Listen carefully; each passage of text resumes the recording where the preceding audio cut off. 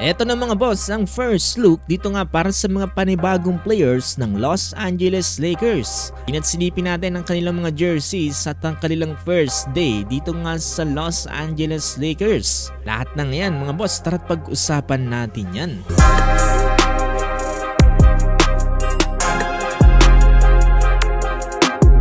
Nakakalungkot man na umalis na ang ilan sa mga OG dito nga para sa Los Angeles Lakers, mayroon namang mga bagong players na ipinalit dito nga para sa kanila. Medyo controversial nga lang yung mga players na to at sinasabing mali nga daw ang desisyon dito nga ni Rob Pelinka.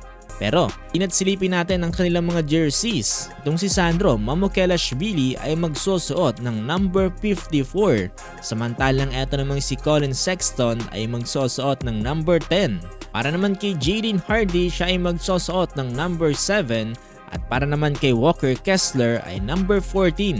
Number 5 naman para kay Quentin Grimes.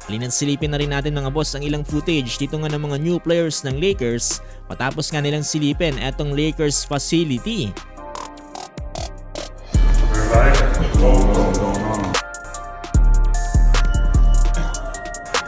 Nice. I love it. That's pretty neat.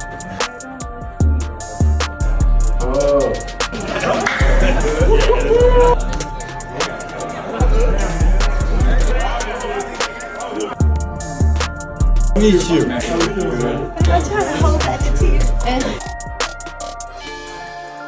we go. There we go. Makikita natin dito mga boss, mukhang masayang masaya ang mga players na to. Wala sa footage na to si Kevon Looney pero siya ay magsusuot ng number 55. Ito naman mga boss ang naging mensahe ng mga players dito nga para sa mga fans. What's up, Lakers fans? Walker Kessler here. Lakers fans, what's going on? It's Quentin. It's Mahmoud here. It's Collin Sexton here. Jaden Hardy here. Super excited to be part of this amazing big family. Can't wait to get to work. Ready to help bring some wins to the team. Can't wait to get out and play in front of the best fans in the world. I'm so excited to be here. Excited for this year and go Lakers. Go Lakers. Naispatan na rin pala ang ilang sa mga players na yan na nanonood dito nga sa NBA Summer League. Para sa mga hindi nakakaalam, etong si Quentin Grimes ay former teammate ni Luka Doncic dito nga sa Dallas Mavericks. Ngayon ay magsasama sila ulit dito nga sa Los Angeles Lakers. Sabi ni Grimes na wala pa daw siyang nakikita na 6'8 na kasing likse ni Luka Doncic. Saan yung pace nga daw ni Luka Doncic na kung saan ibabump kanya sa kanyang hip tapos ipupush then fade away shot. Pakaganda nga rin daw ng vision ni Luka Doncic sa court, kayang-kaya nga rin daw nito gumawa ng 60 points in a game. So yun mga boss, abangan natin etong Los Angeles Lakers ngayong paparating na NBA season. Nga pala mga boss, nakikusuyo po pala ako sa inyo na pakilike po itong ating video at pakifollow na rin po sana mga boss itong ating page dahil magiging malaking tulong na po yan para sa ating channel. Maraming salamat po talaga sa inyo mga boss.